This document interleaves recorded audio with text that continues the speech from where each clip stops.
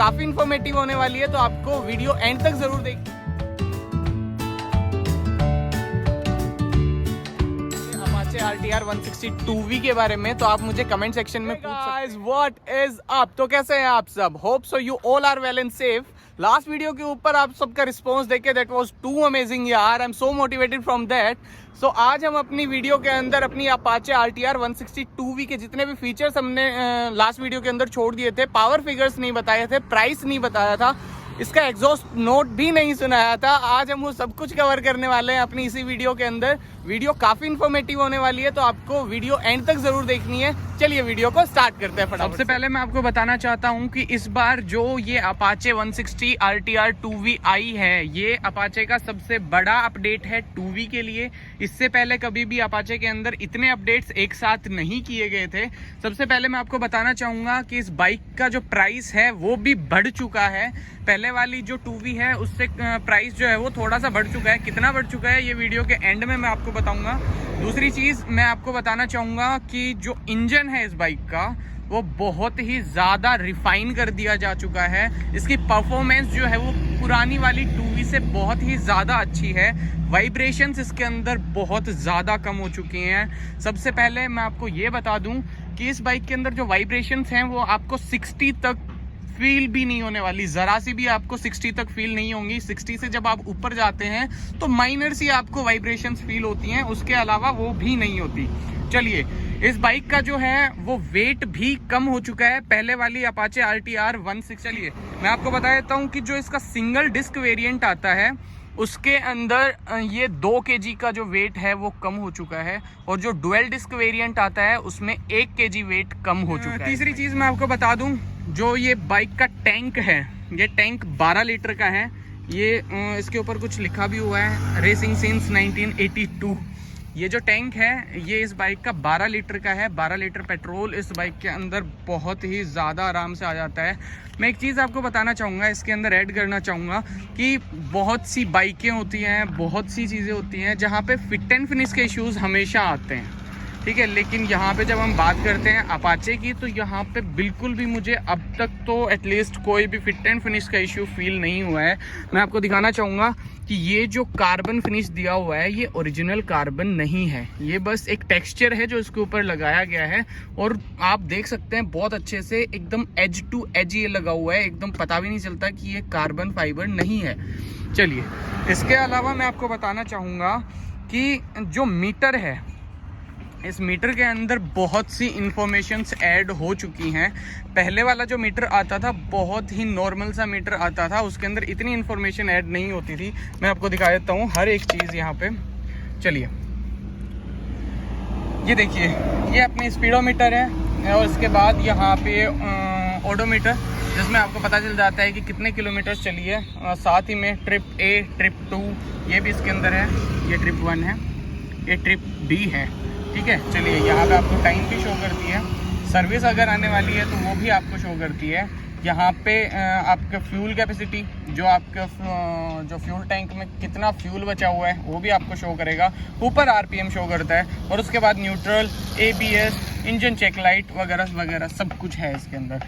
जब हम मोड्स की बात करते हैं तो यहाँ पे अर्बन मोड आप देख रहे हैं, अब ये मैंने प्रेस किया है मोड को तो ये स्पोर्ट्स मोड में चली गई है, और उसके बाद ये जा चुकी है रेन मोड में। चलिए, इसके अलावा जब हम बात करते हैं ओवरऑल डिज़ाइन की, तो overall design was too good. Design के साथ साथ मैं आपको बताना चाहूँगा कि इस बाइक के अंदर side stand engine cut off sensor भी आता है। इसका मतलब ये होता है कि अगर आपकी बाइक का साइड स्टैंड लगा हुआ है तो आपकी बाइक स्टार्ट नहीं होगी। लेकिन ये फीचर के बारे में आपको अच्छे से एक्सप्लेन कर देता हूँ। ये देखिए, यहाँ पे जब ये स्टैंड लगा हुआ है तो मीटर के अंदर ये शो भी कर रहा है कि स्टैंड लगा हुआ है। चलिए, अगर आपकी बाइक न्यूट्रल है तो उस मोमेंट पे आपकी बाइक स्टार्ट हो सकती है। मैं आपको करके दिखाता हूँ। ये देखिए, बाइक स्टार्ट हो चुकी है, लेकिन जैसे ही हम क्लच दबा के और हम गियर डालेंगे, गियर डलते के साथ ये बाइक ऑटोमेटिकली बंद हो जाएगी। इसका मतलब ये, अगर आपका जो स्टैंड है, साइड स्टैंड है, वो लगा हुआ है तो आपकी बाइक स्टार्ट नहीं होगी, आप उसे चला नहीं सकते हैं। ये बहुत अच्छी चीज़ है सेफ्टी के लिए, क्योंकि यूजुअली होता क्या है, जो भी बाइक चलाते हैं उन्हें पता होगा बहुत अच्छे से कि जब दिमाग में कई बार आ जाता है कि यार शायद साइड स्टैंड लगा हुआ है, तो उस मोमेंट पे या तो पैर से ऐसे मार के देखते हैं कि यार साइड स्टैंड लगा हुआ है या नहीं, जो कि बैलेंस में इशू कर देता है। मे भी कई बार बैलेंस बिगड़ जाता है और एक्सीडेंट्स हो जाते हैं उस चीज़ से लेके। और कई बार होता क्या है, या हम झुक के देखते हैं कि यार साइड स्टैंड लगा हुआ है या नहीं।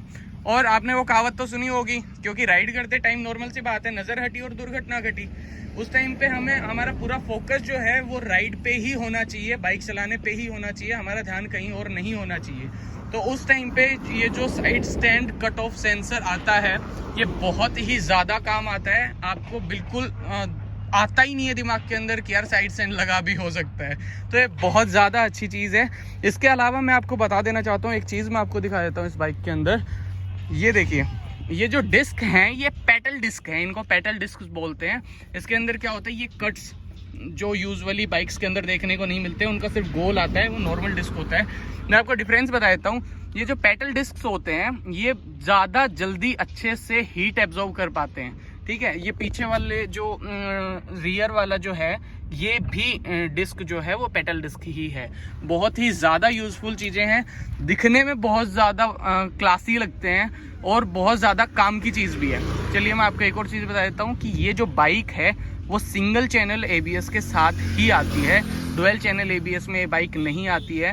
कहने का मतलब ये है कि आपको इस बाइक में सिर्फ आगे ABS देखने को मिलता है, पीछे आपको ABS देखने को नहीं मिलता। मेटल डिस्क के बाद हम बात कर लेते हैं इस बाइक के सीट के कंफर्ट की। सीट यहाँ से हल्की सी स्टेप अप है, जो कि काफ़ी कंफर्टेबल रहती है। इस बाइक को लेने से पहले मुझे अपाचे 200 4V लेनी थी, लेकिन मुझे एक फैमिली बाइक चाहिए थी जो मेरी फैमिली की नीड्स को भी पूरा कर सके, जहाँ पे मेरी फैमिली में जो लेडीज़ हैं वो भी इसके ऊपर बैठ के आराम से नियर बाई कहीं भी आ जा सकें। और इस बाइक की सीट के लिए मैं बताना चाहूँगा कि इस बाइक की जो सीट है वो काफ़ी कुशनी भी है, तो बैठने में तो कोई भी प्रॉब्लम नहीं आती है, और कंफर्ट के मामले में भी ये बहुत ही ज़्यादा अच्छी है। इसके बाद मैं आपको बताना चाहूँगा कि यहाँ पे खास ध्यान दिया गया है और इस बाइक के अंदर लेडीज़ फुटरेस्ट भी दिया गया है, जो कि लेडीज़ को बैठने में बहुत ही ज़्यादा कंफर्टेबल फील करवाता है। उनको ज़रा सा भी ऐसा फील नहीं होने देता कि यार गिर सकते हैं मे बी वगैरह वगैरह। तो ये बहुत ही ज़्यादा कंफर्टेबल भी है। चलाने में तो ये बाइक सच में है ही क्लासी, उसका तो कोई तोड़ ही नहीं है। इसका इंजन बहुत रिफाइंड है, बहुत ही ज़्यादा अच्छा परफॉर्म करता है। चलिए, जब इंजन की बात आई है तो हम बात कर लेते हैं इसके इंजन के पावर फिगर्स। तो जब हम बात करते हैं बाइक के पावर फिगर्स की, तो ये बाइक जो है 157 सीसी एयर कूल्ड इंजन के साथ आती है, और जो कि पावर प्रोड्यूस करती है 16.04 PS की, और टॉर्क प्रोड्यूस करती है 13.85 Nm का। लेकिन मेक श्योर मैं आपको बता देना चाहता हूँ कि ये जो पावर फिगर्स हैं ये इसके स्पोर्ट्स मोड में हैं। जी हाँ, बिल्कुल। बहुत से कमेंट्स मैंने देखे हैं, बहुत सी वीडियोस मैंने देखी है जिसमें सब ये बोलते हैं कि इसके पावर फिगर्स के अंदर कुछ भी डिफरेंस नहीं है, ये जो मोड्स हैं इसके ये बेवजह दिए हुए हैं, इन मोड्स के अंदर बिल्कुल भी कोई भी डिफरेंस नहीं है। तो मैं आपको बता देना चाहता हूँ, जो मैंने अभी आपको पावर फिगर्स बताए हैं वो इसके स्पोर्ट्स मोड के पावर फिगर्स हैं। अर्बन और रेन मोड के अंदर इसकी पावर फिगर्स जो हैं वो डिक्रीज हो जाती हैं, डाउन हो जाती हैं। अर्बन और रेन मोड के अंदर ये बाइक 13.32 PS की पावर प्रोड्यूस करती है और 12.7 Nm का टॉर्क प्रोड्यूस करती है, जो कि बहुत ही ज़्यादा कम आ जाते हैं।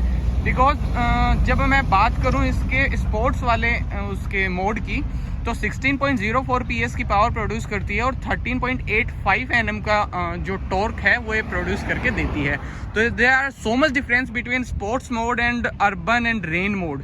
तो ऐसा कुछ भी नहीं है कि जो बाइक है उसके सभी मोड्स में एक जैसी चलती है। इनफैक्ट मैंने इसको जब चला के भी देखा है, तो हाँ, मैं आपको बिल्कुल दावे के साथ कह सकता हूँ कि इस बाइक के सभी मोड्स के अंदर ये जो पावर है वो अलग निकाल के देती है। इंजन स्पेसिफिकेशंस के बाद जब हम बात करते हैं इसके टायर साइज की, तो मैं आपको दिखा देना चाहता हूँ। ये बाइक जो है 110/80 सेक्शन का टायर आता है इसके अंदर, और बिल्कुल TVS का ही टायर आता है, और कोई ब्रांड इसके अंदर TVS नहीं देती है। TVS इसके अंदर खुद का टायर देती है। जब हम रियर की बात करते हैं तो वो 110/80 17 का टायर आता है, और जब हम फ्रंट की बात करते हैं तो ये 90/90 सेक्शन का टायर आता है, जो कि बहुत ही ज़्यादा वाइड है, बहुत ही ज़्यादा कंफर्टेबल है। ऐसा बिल्कुल भी नहीं होता कि हम कहीं रोडियों के ऊपर से निकल रहे हैं तो ऐसा फील हो कि यार बाइक गिरने वाली है, ऐसा कभी भी बिल्कुल भी फील नहीं होता है।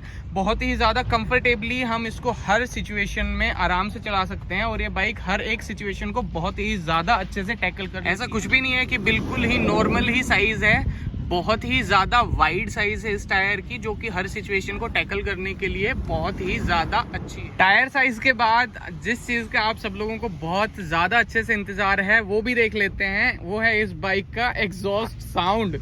बिकॉज TVS जो है अपने साउंड के लिए बहुत ज़्यादा अच्छे से जानी जाती है। TVS की हर एक बाइक के अंदर एक सुपर क्वालिटी का साउंड होता है, जो जिसे हम कह सकते हैं थोड़ा भरी भरी सी आवाज़ आती है। बिल्कुल ऐसी आवाज़ नहीं आती कि कानों में चुभ रही है और ऐसी वाली।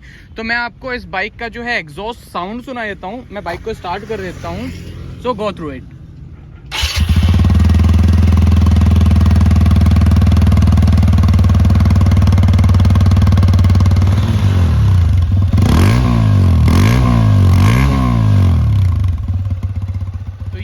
TVS Apache RTR 160 का एग्जॉस्ट साउंड। मुझे ऐसा लगता है कि ये जो साउंड है ये पहले वाली जो Apache 2V थी, 160 2V थी, उससे ज़्यादा लाउड है, ऐसा मुझे लगता है।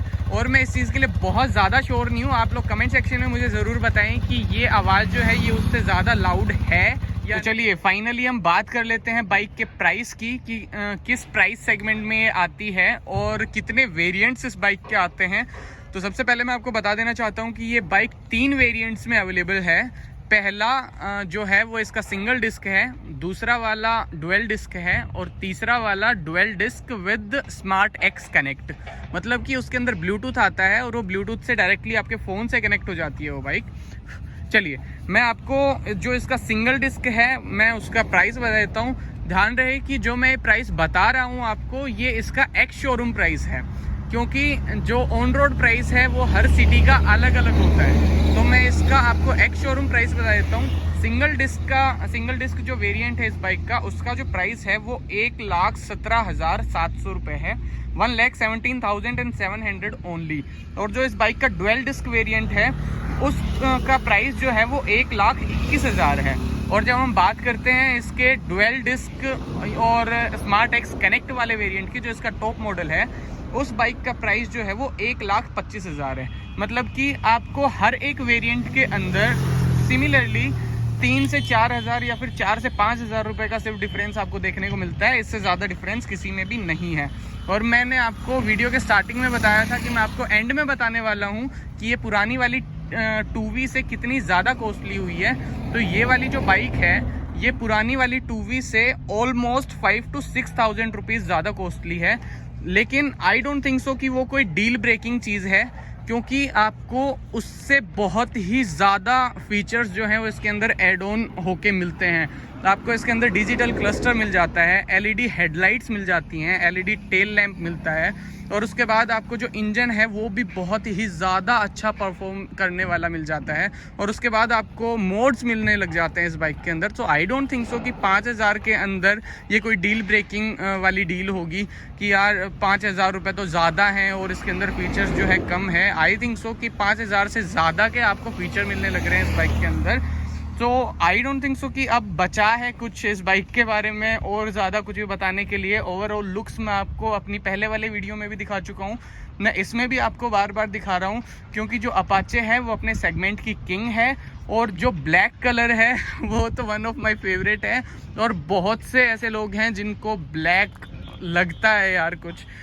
तो इसके साथ मैं आपको बता देना चाहता हूँ कि ये जो बाइक्स हैं ये बहुत सारे कलर्स के अंदर अवेलेबल है। ये वाइट के अंदर अवेलेबल है, ब्लैक के अंदर भी अवेलेबल है, और उसके बाद जो मैट रेड, ग्लॉस रेड, और उसके बाद जो मैट ब्लू आपका आता है ये उसके अंदर भी अवेलेबल है। तो बस इतना ही था इस वीडियो में हमारी इस बीस्ट के बारे में। अगर आपको और कुछ इसके अलावा जानकारी चाहिए अपाचे RTR 160 2V के बारे में, तो आप मुझे कमेंट सेक्शन में पूछ सकते हैं। I will definitely answer it. So if the video is helpful for you, अगर आपको हेल्प हुई इस वीडियो से कुछ, so do like and subscribe and thanks for tuning in PDNY। मैं हूं आपका होस्ट एंड दोस्त नयान। मिलते हैं नेक्स्ट वीडियो में। चलिए, thank you so much, bye bye.